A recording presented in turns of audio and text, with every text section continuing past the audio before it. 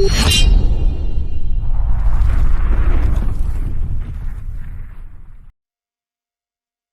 की वीडियो में RT809H programmer के बारे में जानेंगे। RT809H प्रोग्रामर के ज़रिए सॉफ्टवेयर को रीड एंड राइट करना सीखेंगे।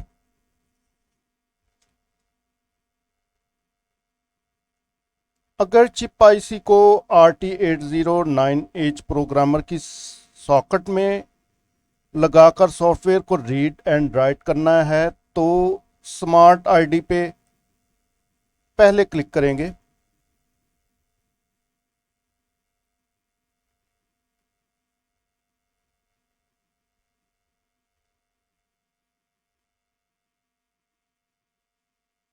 चिप आईसी को रीड किया जाएगा। रीड पर क्लिक करने पर सॉफ्टवेयर रीड हो जाएगा।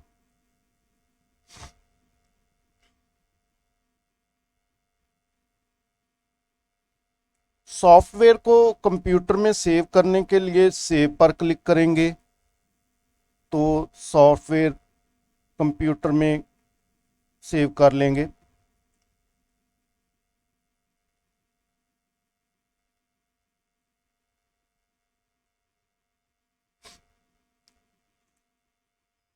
ये सेव है, सेव पे क्लिक करना होगा सेव करने के लिए कंप्यूटर में।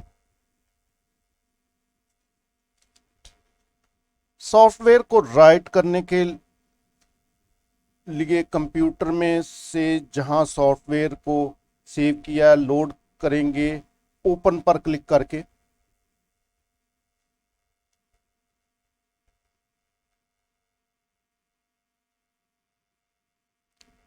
सॉफ्टवेयर को चिप आईसी में इंस्टॉल करने के लिए राइट पर क्लिक करेंगे।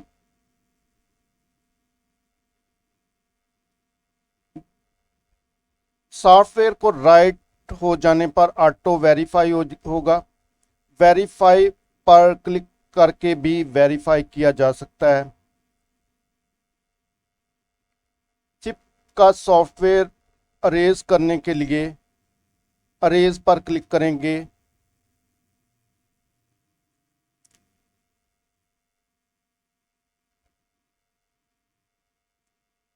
तो सॉफ्टवेयर अरेज हो जाएगा।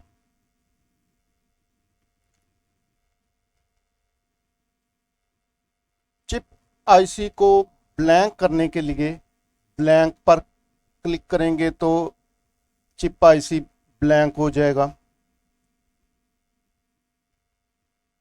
ऑटो आईएसपी अगर सॉफ्टवेयर को वीजीए केबल और एचडीएमआई केबल के जरिए बोर्ड में लगाकर सॉफ्टवेयर रीड एंड राइट करेंगे तो ऑटो आईएसपी पर क्लिक करेंगे सबसे पहले।